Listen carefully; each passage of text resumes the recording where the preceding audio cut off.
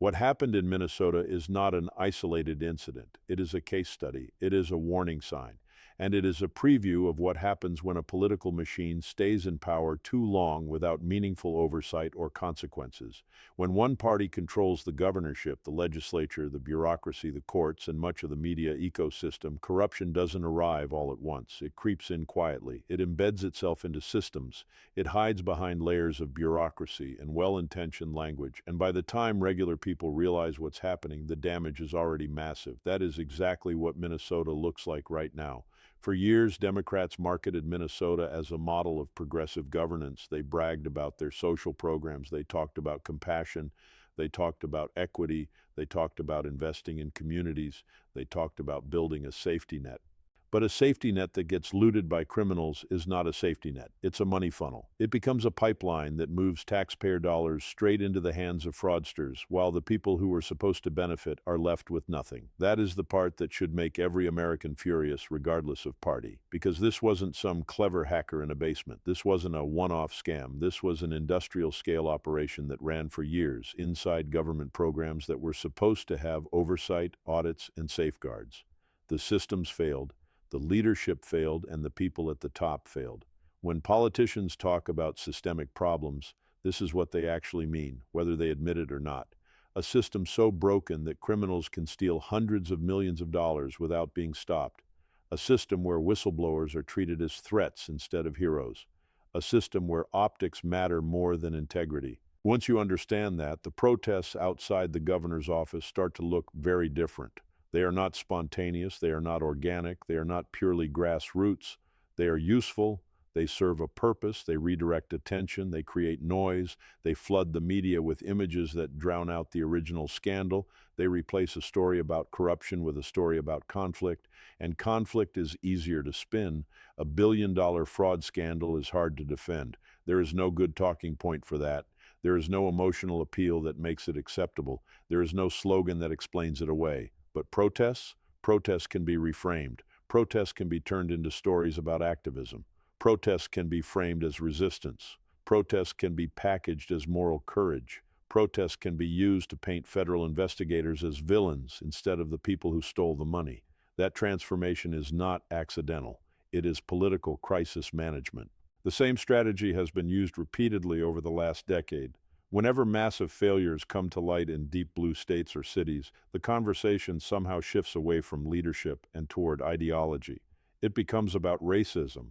It becomes about fascism. It becomes about oppression. It becomes about the system, anything except responsibility. You saw it in San Francisco. You saw it in Chicago. You saw it in Portland. You saw it in New York. You saw it in Los Angeles. Now you are seeing it in Minnesota. The script is always the same. First, deny the problem, then downplay the problem, then blame political opponents, then change the subject. By the time the dust settles, most voters are exhausted and confused, and the people responsible hope they can quietly slip away without consequences. Tim Walz announcing he will not seek re-election fits that script perfectly. It is not an act of humility. It is not noble. It is not about passing the torch. It is damage control. Because running again would mean debates. Running again would mean press conferences. Running again would mean subpoenas, testimony, and constant questions about fraud. Stepping aside allows him to disappear into the background while the storm continues without his face attached to it. That is not leadership. That is retreat, and it should concern anyone who cares about accountability. What makes this situation even more serious is the scale. Most corruption scandals involve millions. This involves hundreds of millions at minimum, possibly over a billion, potentially more as investigators keep digging. That level of theft does not happen unless controls are non-existent or deliberately weakened. It does not happen unless people inside the system are either incompetent, compromised, or scared to speak up. None of those options are acceptable. And here's the uncomfortable truth. If this can happen in Minnesota, it can happen anywhere. Every state that runs massive federal assistance programs is vulnerable. Every state that pushes enormous amounts of money through nonprofit organizations is vulnerable. Every state that prioritizes ideological optics over auditing is vulnerable, which means Minnesota is not the end of this story. It is the beginning. Federal investigators are not going to stop at one program. They are not going to stop at one agency. They are not going to stop at one state. Once you uncover a fraud network of this size, You start following money trails outward. You start looking at connected organizations. You start examining similar structures in other jurisdictions. That is how large corruption cases usually unfold. One thread leads to another. One shell company connects to another. One fake nonprofit overlaps with others. Before long, patterns emerge. That is what keeps many Democratic leaders awake at night right now. Not ICE, not protests, not social media outrage. What scares them is precedent. If Minnesota becomes a model for aggressive federal fraud enforcement, then every blue state that has relied on lax oversight suddenly becomes vulnerable. And that is why you are seeing such intense pushback against federal involvement. It is not about protecting immigrants. It is not about protecting communities. It is about protecting political systems from scrutiny. Because once voters see how deep the rot goes, the entire narrative collapses. The idea that Democrats are better managers of government collapses. The idea that they are more compassionate collapses. The idea that they are morally superior collapses. You cannot claim the moral high ground while presiding over the largest theft of taxpayer money in your state's history. You cannot lecture the country about justice while silencing whistleblowers. You cannot preach equity while criminals steal food money meant for children. That contradiction is becoming impossible to hide. And voters are noticing. That is why the broader political environment matters. Across the country, Americans are losing patience with one-party rule. They are losing patience with ideological governance. They are losing patience with leaders who talk about feelings while ignoring results. They want basic competence. They want roads that work. They want schools that educate. They want programs that actually help people. They want borders enforced. They want laws applied evenly. None of that is radical. It is foundational. The Minnesota scandal lands at a moment when trust in institutions is already extremely fragile. People do not trust the media. They do not trust politicians. They do not trust bureaucracies. When a story like this breaks, it confirms everything millions of Americans already suspect, that the system is rigged, that insiders protect insiders, that ordinary people pay the price. That is dangerous territory for any governing party. Because once voters conclude that a party cannot be trusted with power, they don't just vote against it once, they abandon it. And that abandonment is showing up in voter registration numbers, election results, and polling trends nationwide. Minnesota may have voted blue in recent elections, but even there the ground is shifting. Working-class voters are drifting away. Minority voters are drifting away. Young voters are drifting away. Not because Republicans suddenly became perfect, but because Democrats have become visibly broken. The contrast is stark. On one side, you see federal investigators trying to follow the money. On the other side, you see politicians telling protesters to block those investigators. On one side, you see calls for audits and prosecutions. On the other side, you see calls to abolish the agencies doing the auditing and prosecuting. Those positions cannot coexist in a healthy society. One side believes laws matter. The other side believes laws are optional if they interfere with political narratives. That is the real divide.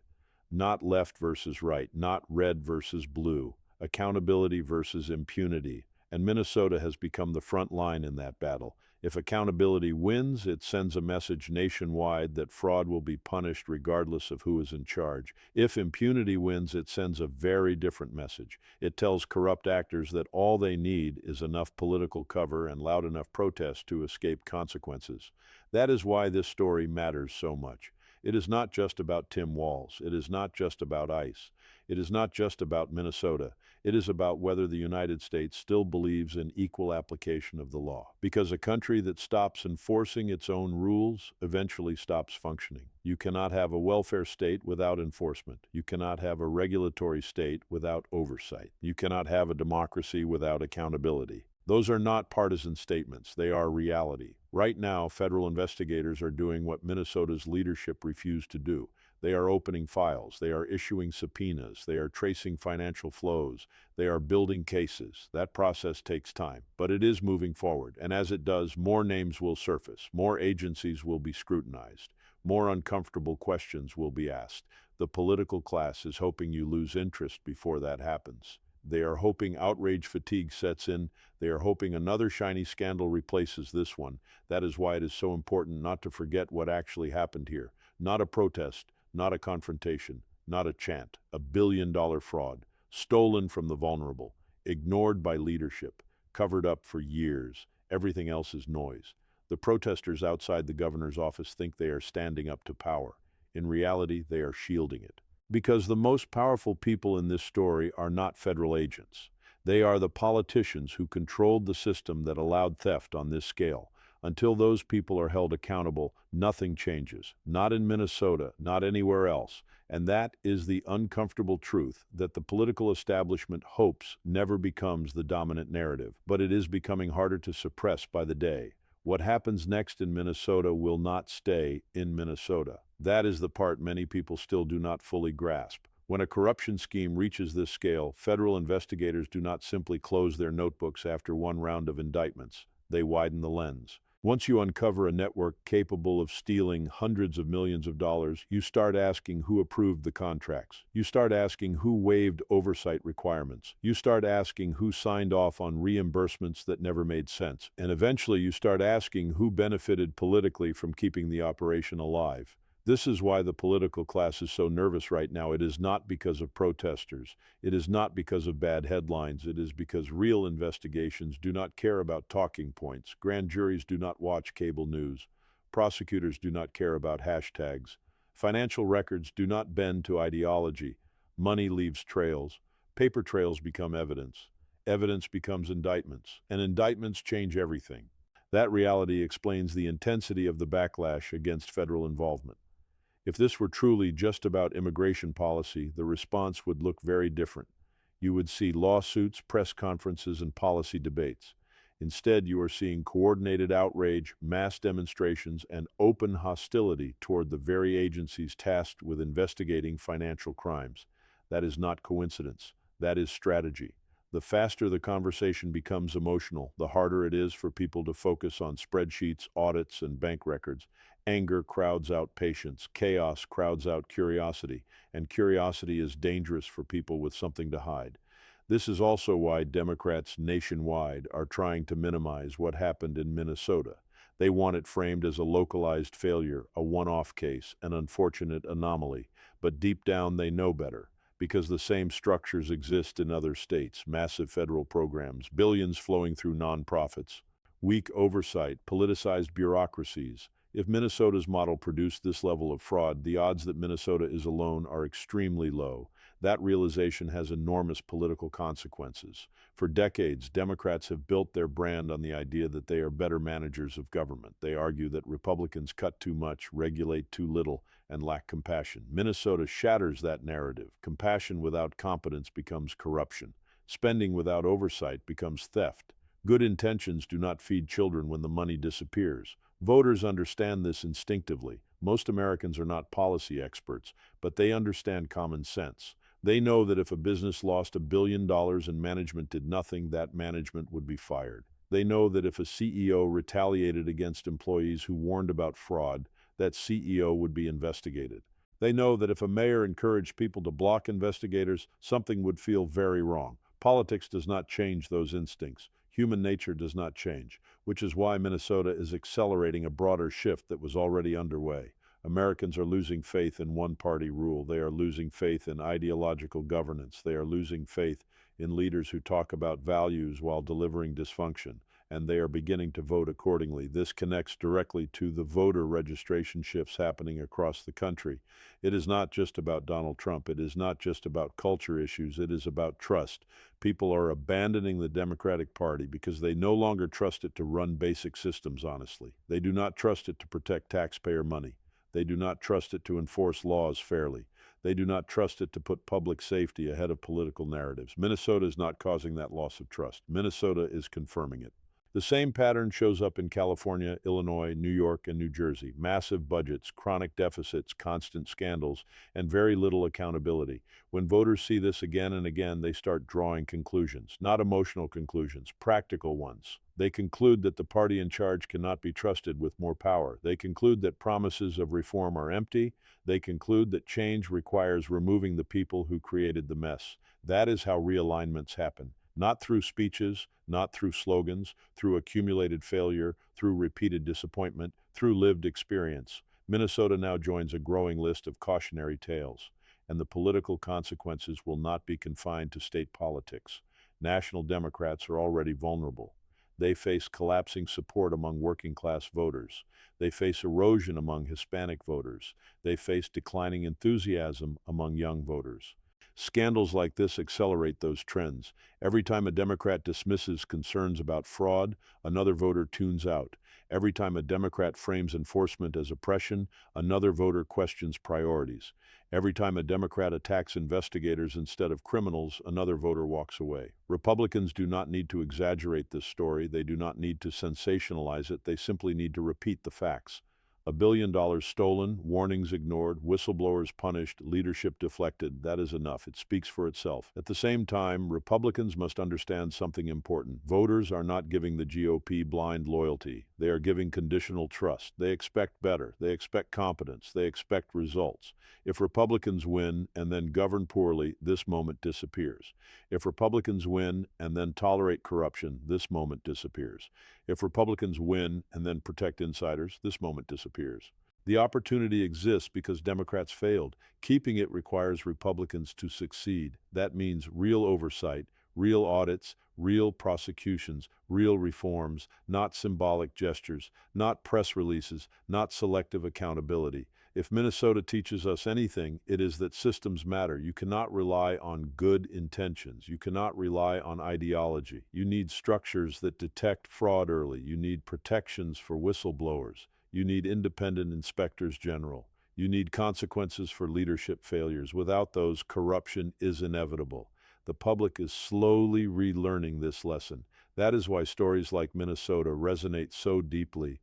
People sense that something is broken. They feel it in higher taxes. They feel it in worse services. They feel it in rising crime. They feel it in declining trust. Minnesota puts a number on that feeling, $1 billion. It gives the frustration a shape. It gives the anger a target. And it exposes a truth many politicians hoped would stay hidden. The greatest threat to the American system is not disagreement. It is decay, not loud protests, not harsh rhetoric. Decay, slow institutional rot. That rot thrives in darkness. It thrives in complexity. It thrives when citizens stop paying attention, which is why attention is the most powerful weapon ordinary people have. Not rage, not violence, not destruction. Attention. As long as people keep asking where the money went, the truth will keep moving closer to the surface. As long as people keep demanding accountability, the pressure remains. As long as voters remember this story, politicians cannot pretend it never happened. Minnesota tried to change the subject. It did not work. The fraud story is now permanent. It will follow everyone involved. It will be raised in every campaign. It will be cited in every debate about government spending. And it will shape how millions of Americans view one-party rule. That is why this moment matters. Not because of a protest, not because of a headline, but because a curtain was pulled back. And once people see what is behind it, they rarely forget. The question now is simple. Will accountability actually happen? Or will the system protect itself once again? The answer will shape not only Minnesota's future, it will shape the country's.